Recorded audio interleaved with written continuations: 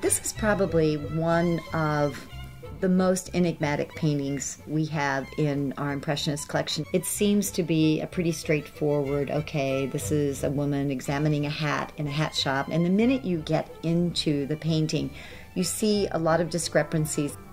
We call it 1879 to 1886 because we know he returned to it again and again. We've x-rayed it, and we know there's so much going on underneath. Just with the naked eye, you can see that there is pentimenti, that is the painting that was underneath coming back up, that hasn't been completely covered up.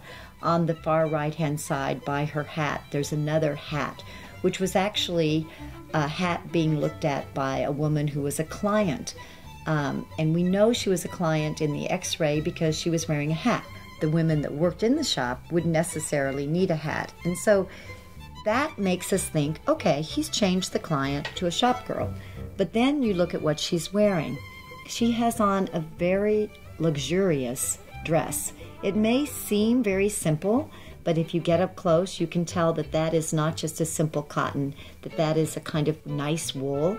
He's indicated that she's wearing a fur trim collar, that her gloves are suede. Those are materials that would not have been available and within the price range of a simple shop girl.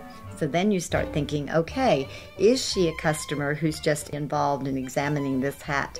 We just don't know the answer, but we know that Degas loved to play around with the ambiguity of social codes. And I think for Degas, who was so interested in harmonizing his paintings and in the whole act of creating as a craft, as a handmade procedure, he's giving us kind of a metaphor for the act of creation and his own profession.